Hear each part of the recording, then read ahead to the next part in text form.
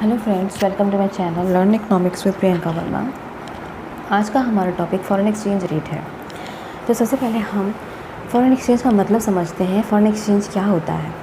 Foreign exchange means जब हम किसी भी फॉरेन करेंसी की बात कर रहे होते हैं तो वो हमारा फॉरेन एक्सचेंज होता है। जैसे कि अगर हम अमेरिकन डॉलर की बात करें या फिर जापानी येन की बात करें या फिर हम रशियन रूबल की बात करें या फिर हम यूरोपियन यूरो की बात करें, तो ये सारी करेंसी जो है ये फॉरेन करेंसी है और इसे हम फॉरेन एक्सचेंज भी कहते हैं। फिर नेक्स्ट है फॉरेन एक्सचेंज रेट क्या होता है। फॉरेन एक्सचेंज रेट का मतलब कि जिस रेट पे हम अपनी होम करेंसी को फॉरेन करेंसी से एक्सचेंज कर रहे होते हैं तो उसे हम फॉरेन एक्सचेंज रेट कहते हैं। एक रेट डिसाइड किया जाता है, उस रेट पे ही जो है हम अपनी करेंसी यानी कोई भी करेंसी जो है होम करेंसी को हम किसी फॉरेन करेंसी से एक्सचेंज कर सकते हैं, तो इसे हम फॉरेन एक्सचेंज रेट कहते हैं। तो अगर हम प्रेजेंट टाइम की बात करें तो $1 इज़ इक्वल टू 83 रुपीज़ के आसपास चल रहा है।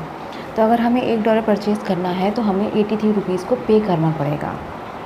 तो यही होता है फॉरेन एक्सचेंज रेट। फिर है यहाँ पे types of exchange rate. Type of exchange rate में 2 टाइप्स के एक्सचेंज रेट होते हैं। एक होता है फिक्स्ड एक्सचेंज रेट, दूसरा होता है फ्लोटिंग और फ्लेक्सिबल एक्सचेंज रेट। तो पहले यहाँ पे हम फिक्स्ड एक्सचेंज रेट को डिस्कस कर लेते हैं। फिक्स्ड एक्सचेंज रेट का मतलब क्या होता है?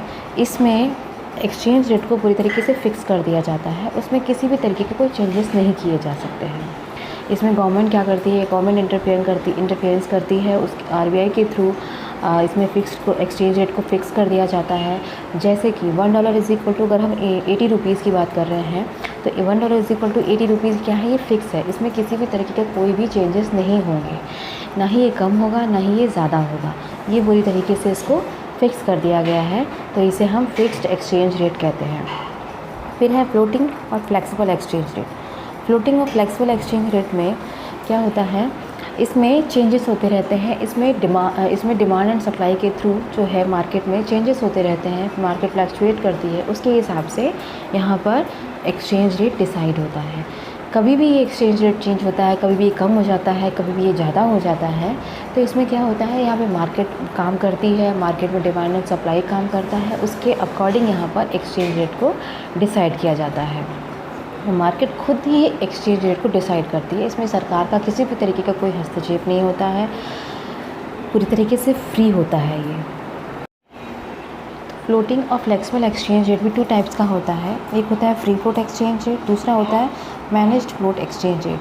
फ्री फ्लोट एक्सचेंज रेट बिल्कुल ही जो है फ्लेक्सिबल एक्सचेंज रेट की तरह होता है। इसमें मार्केट काम करती है, इसमें मार्केट में डिमांड एंड सप्लाई के थ्रू एक्सचेंज रेट को डिटरमिन किया जाता है।